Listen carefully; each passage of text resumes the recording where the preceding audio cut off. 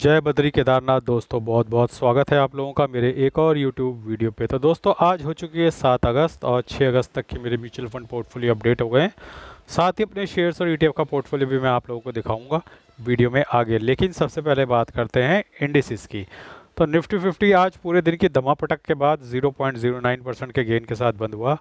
वहीं mid cap 50 जो है 0.49% के गेन के साथ बंद हुआ। मिड कैप 100 0.33 और मिड कैप 150 0.26। यानी कि लार्ज कैप और मिड कैप तो सारे ही म्यूचुअल फंड एटलीस्ट जो इंडिसेस हैं वो पॉजिटिव में आने वाले हैं, और जो एक्टिव म्यूचुअल फंड है वो बाय चांस नीचे भी आ सकते हैं।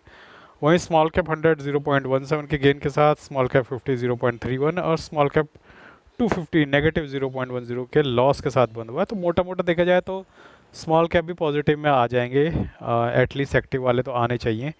तो आज हमारे पोर्टफोलियो में थोड़ा बहुत गेन देखने को मिलेगा, बहुत ज़्यादा नहीं, 0.1-0.2% गेन देखने को मिलेगा और कुछ रिकवरी होगी।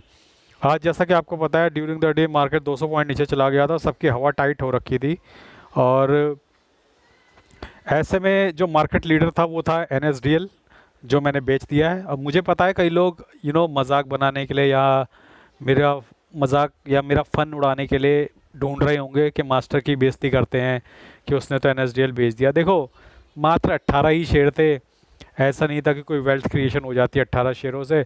और मैंने हमेशा से अपना फंडा क्लियर रखा है, मैं शेयर्स और ETF में क्विक मुनाफा कमाने के लिए आया हूँ। मुझे ETF जनरली मैं ETF खरीदता हूँ, वहाँ पे मैं 5% का टारगेट रखता हूँ, शेयर्स में 5 से 8% का टारगेट रखता हूँ। तो मेरे को 14% मिल गया NSDL में, मैं खुश हूँ। और मेरा फंडा बहुत ही क्लियर है कि मुझे लॉन्ग म्यूचुअल फंड्स में रहना है, ठीक है। अब जो मेरे म्यूचुअल फंड में फ़ंड मैनेजर्स हैं, मतलब मेरा 30-34 लाख रुपया लगभग म्यूचुअल फंड में लगा हुआ है। तो आपको क्या लग रहा है कि मेरे फंड मैनेजर्स ने NSDL नहीं खरीदा होगा? हर फंड हाउस ने NSDL में पैसा इन्वेस्ट किया, हर फंड हाउस ने। आज भर भर के जितने भी फंड हाउसेस थे, चाहे वो DI थे, FI थे, सब ने NSDL में बाइंग करी है। तो आपको क्या लग रहा है जो मेरे पास 33-34 लाख का कॉर्पस है म्यूचुअल फंड का, उन्होंने बाइंग नहीं करी होगी क्या NSDL में? वहाँ बनेगा मेरा पैसा, मुझे क्या टेंशन है। लेकिन यहाँ पे जो था, यहाँ पे मैं क्विक पैसा कमाता हूँ। और देखो, अप्रोच सिंपल है, मैं यहाँ पर शॉर्ट टर्म के लिए ही शेयर्स और ETF में आता हूँ, ठीक है। मेरे को लॉन्ग टर्म में नहीं जाना शेयर्स और ETF में। वहीं म्यूचुअल फंड में मैं लॉन्ग खेल रहा हूँ, तो वहाँ पे मेरे फंड मैनेजर खरीद के बैठे हैं ना NSDL। 40-50 हज़ार रुपये तो उन्होंने भी डाल दिए होंगे, सबने मिला मिला के। मेरे 34 लाख में 40-50 हज़ार रुपये तो शायद NSDL में डल भी गए होंगे, वहाँ बनेगा मेरा पैसा, तो मुझे उसकी स्ट्रेस नहीं है। तो कई लोग आके कमेंट सेक्शन में बोल रहे थे भैया यार आपने जल्दी बेच दिया। कोई जल्दी नहीं है यार, अपना पैसा बन गया ना, ठीक है। बाई चांस की बात है, आज NSDL में सबने भर भर के खरीद लिया, यहीं अगर रिवर्स हो गया होता सीधा 800 के नीचे चला जाता, चलो ठीक है। आप सेटिस्फाई होने चाहिए हो, आप कभी भी बॉटम नहीं पकड़ सकते और कभी भी टॉप नहीं पकड़ सकते। प्लस आपका माइंड और फोकस और स्ट्रेटजी क्या है। अगर आप शेयर्स में लॉन्ग खेलना चाहते हो खेल, तो मैं लॉन्ग नहीं खेलता, मैं तो शॉर्ट टर्म खेलता हूँ शेयर्स और ETF में, ठीक है। तो ये तो रही बात इंडिसेस की। आइए बात कर लेते हैं हमारे FI/DI के बाय सेल के डेटा की। तो FI ने आज भी 5,000 करोड़ की सेलिंग की है लगभग, कल भी 5,000 करोड़ की सेलिंग किए थे। लेकिन देखने वाली बात है, कल भी लगभग 6,500 करोड़ की बाइंग करी थी, और आज तो 10,000 लगभग 11,500 की बाइंग करी है DI ने। तो DI तो भर भर के बाय कर रहे हैं, उनको अच्छा लेवल मिल गया और वो तो इंतज़ार में बैठे थे अच्छा लेवल मिले और वो धनाधन पैसा डालें। तो इस वक्त आप देख सकते हैं कि DI तो दबा के खरीद रहा है। वहीं अगर मैं अपने शेयर्स और ETF के पोर्टफोलियो की बात करूं, तो आज मैंने कुछ ETF खरीदे हैं। HDFC कॉल का ETF 9 क्वांटिटी, तो 56 रुपये के भाव में खरीदी है, थोड़ा सा ऊपर चला गया उसके बाद मैंने काफ़ी अच्छा लेवल पे ख़रीद लिया था। HDFC ग्रोथ का ETF है 1 क्वांटिटी 117 के लेवल पे, ये भी थोड़ा ऊपर चला गया। टॉप 10 ऐड ETF 1 क्वांटिटी इसकी भी खरीदी है, ये भी थोड़ा ऊपर चला गया। FMCG ETF एक क्वांटिटी इसकी है। DIVOBs ETF 1 क्वांटिटी इसकी भी खरीदी है। तो सभी थोड़ा थोड़ा ऊपर जाकर बंद हुए, यानी मैंने काफ़ी अच्छे लेवल पे खरीद लिया था। अब अगर हम मेरी ETF और शेयर्स की होल्डिंग की बात करें, तो आप देख सकते हैं ITBs में आज मुझे 12 रुपये का 80 पैसे का नोशनल गेन हुआ है। कंजम्पशन बीज में 22 रुपये का, DIVOBs में 8 रुपये का, FMCG ETF में 10 रुपये का, डाबर में 32 रुपये का, HDFC कॉल में 12 रुपये का, शरिया बीज में 35 रुपये का, LP30 IIT में 22 रुपये का, टाटा मोटर्स में 609 का नुकसान, टॉप 10 ऐड ETF में 1 रुपये का नुकसान, HDFC ग्रोथ में 17 रुपये का नुकसान, जीनस पावर 7 रुपये का गेन, लो वोल्टाइल ETF में 14 रुपये का गेन, इरकॉन में 191 का लॉस, इंडसइंड बैंक में 112 का गेन, सेंसेक्स ETF में 69 का गेन। तो ये सब मिल मिला के मुझे 459 का लॉस हुआ है। प्लस मेरा ओवरऑल पोर्टफोलियो है जो अभी भी 21,000 के नुकसान में लगभग 12.5%, 1,73,000 इन्वेस्टेड वैल्यू है, 1,51,000 करंट वैल्यू है मेरे पोर्टफोलियो की। और आप देख सकते हैं IT बीज नो प्रॉफिट नो लॉस पे, कंजम्पशन बीज लगभग 2% के मुनाफे में है, डिवॉप बीज लगभग 3.25% के लॉस में, FMCG लगभग no profit no loss, Dabur 6% के नुकसान में, HDFC कॉल ETF no profit loss, Shariah BeES 2% के नुकसान में, ELP30I ETF 2.5% के नुकसान में, Tata Motors 11, top 10 add ETF 2% के नुकसान में, HDFC growth no profit no loss, Genus Power 16 और लो वोल्टाइल ETF जो है 0.56% के नुकसान में, इरकॉन जो है 30% के नुकसान में, इंडसइंड बैंक 26% के नुकसान में, सेंसेक्स ETF 1% के मुनाफे में है। तो ये तो थी स्थिति मेरे शेयर्स और ETF के पोर्टफोलियो की। आइए चलते हैं अब अपने इंड मनी ऐप के म्यूचुअल फंड पोर्टफोलियो में। कल इस पोर्टफोलियो में मुझे 3,115 रुपये का नोशनल लॉस हुआ है। 5,50,000 इन्वेस्टेड वैल्यू है, 5,78,000 करंट वैल्यू है मेरे पोर्टफोलियो की। 27,932 रुपये का मुनाफा चल रहा है, लगभग 5% का। 84,000 की SIP है, 13,000 की SIP कंप्लीट हो चुकी है। पराग पारिक में कल मुझे 183 का नोशनल लॉस हुआ है, लगभग 4.25% के मुनाफे में फंड। निपॉन लार्ज कैप में 306 रुपये का लॉस हुआ है, लगभग 4.25% के मुनाफे में।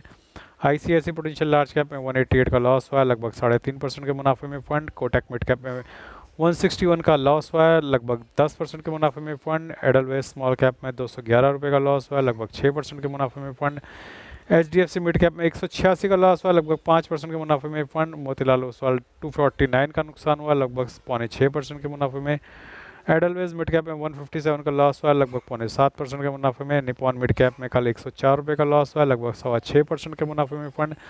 कोटक स्मॉल कैप में कल 195 का लॉस हुआ, लगभग 4.5% के मुनाफे में fund. Invesco India large and mid में 43 रुपीज़ का लॉस हुआ, लगभग 9.5% के मुनाफे में। कैनरा बैंक में 150 रुपये का लॉस हुआ, लगभग 6.5% के मुनाफे में। Bank of India small cap में 219 रुपये का लॉस हुआ है, लगभग 5.5% के मुनाफे में। HSBC स्मॉल कैप में 243 का लॉस हुआ है, लगभग 5% के मुनाफे में। इन्वेस्को इंडिया मिड कैप में 53 रुपीज़ का लॉस हुआ है, लगभग 11% के मुनाफे में fund. Nippon India small cap में वो 124 रुपये का लॉस, 5.5% के मुनाफे में फंड। बंधन लार्ज एंड मिड में 35 रुपये का नुकसान, लगभग 5.5% के मुनाफे में फंड। JM फ्लेक्सी कैप में 3.5 रुपये का गेन, लगभग 2% के मुनाफे में फंड। टाटा स्मॉल कैप में 199 रुपये का लॉस हुआ, लगभग 5.5% के मुनाफे में फंड। SBI स्मॉल कैप 105 रुपये का लॉस हुआ, लगभग 4% के मुनाफे में फंड। तो JM फ्लेक्सी कैप ने नीचे आई डोंट नो किस तरीके से होल्ड कर लिया, क्योंकि बाकी लार्ज कैप फ्लेक्सी कैप तो घट के 4% पे आ गए, 3.5% पे आ गए, लेकिन ये ऑलरेडी बेचारा 2-3% पे था, लेकिन ये 2% से नीचे नहीं गया नहीं है, लगभग 2% पे इसने टका लिया है किसी तरीके से JM फ्लेक्सी कैप ने। देखना पड़ेगा इसके कौन से शेयर पड़े हैं कि इसने आपको नेगेटिव में नहीं जाने दिया। बाकी मैं आपको दिखा देता हूँ कौन कौन सी मेरी SIP आज लगी है। और आज मेरी Nippon India large cap, ICICI large cap, HSBC small cap, Invesco India mid cap, Parag Parikh flexi cap, Kotak small cap, Nippon India growth, Canara bank. तो ये 5-6 SIP मेरी आज लगी हैं। आइए चलते हैं अब अपने अंतिम पड़ाव मेरे ग्रो ऐप के म्यूचुअल फंड पोर्टफोलियो पे। तो ग्रो ऐप के म्यूचुअल फंड पोर्टफोलियो में कल लगभग 20,915 रुपये का नुकसान हुआ है। टोटल नुकसान बढ़ के हो गया 27,47,47,000 इन्वेस्टेड वैल्यू है, 27,20,000 करंट वैल्यू है पोर्टफोलियो की। फटाफट मैं आपको दिखा देता हूँ किस किस म्यूचुअल फंड ने कल मुझे इतना रिटर्न दिया है। सिर्फ डिफेंस का HDFC था जो पॉजिटिव में था, बाकी आप नज़र मारते जाइए, धीरे धीरे मैं आपको दिखाता हूँ स्क्रॉल करके कि कौन कौन से म्यूचुअल फंड ने मुझे कल कितना लॉस दिया है।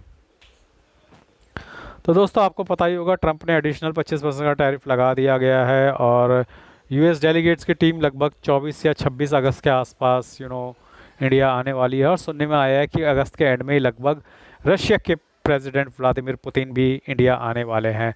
तो बड़ी रस्साकशी चल रही है। India is now centre of the world, सबकी निगाहें इंडिया की तरफ ही हैं।